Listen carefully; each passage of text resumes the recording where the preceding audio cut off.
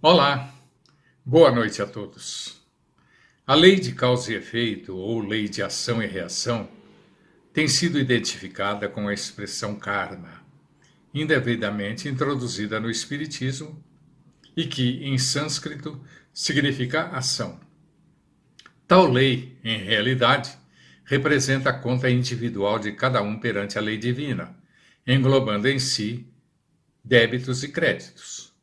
Mas, como o homem é essencialmente uma criatura social, assume compromissos individuais e coletivos, razão pela qual existem contas dessa natureza, tanto para pessoas quanto para coletividades, ou seja, contas para povos, raças, estados, instituições, etc. Revelam-nos os espíritos amigos que a justiça divina possui seu sistema de contabilidade que registra as pendências individuais e coletivas de todos os habitantes do planeta.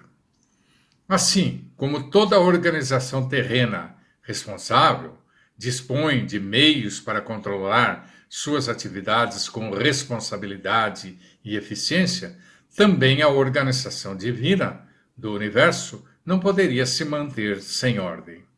A administração divina conta com os recursos para controlar tudo, pautando suas ações dentro dos preceitos do mais puro amor e da mais criteriosa justiça. Em qualquer lugar do universo, onde existam espíritos em aprendizado e evolução, existem entidades sábias administrando os interesses divinos. Contam com ministérios e departamentos apropriados para gerir essas contas individuais ou coletivas, concedendo empréstimos e moratórias, créditos especiais e recursos extras a todos que mereçam, em decorrência de serviços prestados a favor do bem comum. Da mesma maneira, esses administradores divinos contam com poderes competentes para cobrar, fiscalizar, reajustar e recuperar indivíduos ou coletividades que se complicaram perante a justiça divina pela prática do mal, através de seus desmandos e rebeldia, reconduzindo-os com eficiência aos caminhos evolutivos e restringindo suas manifestações do mal. Entende-se por bem tudo o que se puder fazer em favor do progresso e da felicidade, da segurança e da justiça para tudo e para todos que caminham na estrada da evolução, mas sem exclusivismo e sem constrangimento. Ou seja, o bem será sempre a sincera e atuante cooperação com as leis divinas, a favor de todos e de tudo, mesmo à custa de muita renúncia. Por outro lado, o mal deve ser entendido como a triste vocação de buscar o bem apenas para si mesmo, e que se expressará sempre no egoísmo e na vaidade, na insensatez e no orgulho. É a ignorância em relação a essas verdades que leva os homens aos erros e, por consequência, compromete-os perante a lei de causa e efeito. A justiça é implacável, dela ninguém fugirá, mesmo porque a consciência, ao despertar e reconhecer as verdades da vida, espontaneamente busca resgatar dignamente todos os débitos contraídos. Mas o amor infinito de Deus se faz presente em todos os processos de reajuste, providenciando oportunidades, meios, condições e recursos para a recapitulação de experiências onde a criatura tenha falhado. O espírito endividado precisa aceitar o seu quinhão de sacrifícios e de restrições para sanar seus débitos. Essas restrições e sacrifícios comparecem no processo reencarnatório na forma de inibições, defeitos congênitos, aleijões de variada espécie, dificuldades de aculturação e progresso, restrições sociais variadas, carências diversas, enfermidades e etc. As manifestações contrárias à lei divina devem ser reparadas em qualquer parte.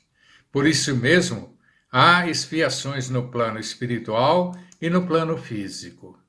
O comportamento das criaturas, onde quer que estejam, tece sempre as asas de libertação rumo aos cimos da espiritualidade ou as algemas de cativeiro em direção às zonas de dor e de sofrimento. O caráter do destino é fruto exclusivo da vontade. Entretanto, se é verdade que ninguém escapa das consequências de seus atos, por outro lado, também é verdade que ninguém está eternamente condenado. A bondade divina sempre situa no caminho das criaturas os recursos e as oportunidades para recomporem seus caminhos, e é a bênção da esperança. A justiça divina nunca se expressa sem amor. Apesar de todas as inconsequências das pessoas, a tolerância divina as compreende e lhes dá novas oportunidades para expiar e resolver questões pendentes, para restaurar e ressarcir débitos perante a comunidade universal. Devido à lei do esquecimento, geralmente os indivíduos dão vazão às tendências inferiores e viciadas, aniquilando o tempo e as oportunidades. Semeiam ao redor de si e daqueles com quem convivem sentimentos e pensamentos que nunca desejam para si mesmos e estabelecem vasta cultura de ódio e perseguição devido à crueldade e o orgulho que ainda vivem neles. Com esse tipo de comportamento, porém, geram em prejuízo próprio a desarmonia e o sofrimento, que vão transformar sua existência num verdadeiro inferno nesta e noutra vida. Além do túmulo, o passado se manifesta neles à maneira de credor exigente, amontoando sobre eles os frutos amargos colhidos na plantação que fizeram. Resultam daí todas as dores, os desajustes, os sofrimentos e as enfermidades que assaltam suas mentes, desequilibrando-lhes o veículo de manifestação. Ninguém conseguirá avançar na estrada evolutiva sem quitar as dívidas contraídas com a inconsequência de seus atos. Como atingir o caminho dos anjos, se os pés permanecem atados às trilhas dos homens, se a consciência os acusa e os faz mergulhar a memória nas sombras do passado delituoso? O céu que todos almejam representa uma conquista, mas não é uma imposição.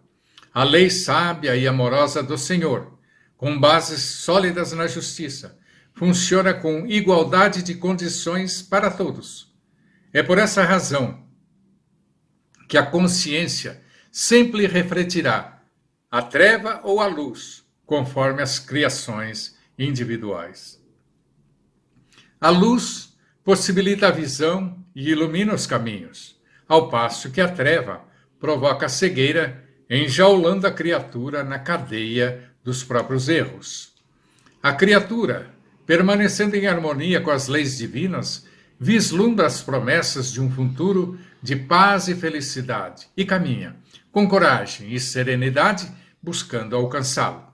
Mas, abusando da vontade e da razão, embrenhando-se pelos escuros desvios do vício, da comodidade e das tendências inferiores, quebra a corrente das bênçãos divinas, modela a sombra em torno de si mesmo, insula-se em pesadelos aflitivos e torna-se incapaz de avançar. Portanto, é imprescindível que comecemos a cultivar novos ideais de redenção e edificação, desde agora, planejando a reconstrução do futuro. Para tanto, é preciso ter a disposição sincera de desculpar os que nos ofenderam e, ao mesmo tempo, ter suficiente humildade para rogar o perdão às suas vítimas. Fazendo uso da oração como recurso renovador de suas forças e disposições, utilizando o serviço a favor do próximo, reconhecendo que as dificuldades e os percalços do caminho serão sempre o auxílio divino a requisitar-nos um esforço ainda maior. Que Jesus nos abençoe nessa tarefa. Muita paz a todos.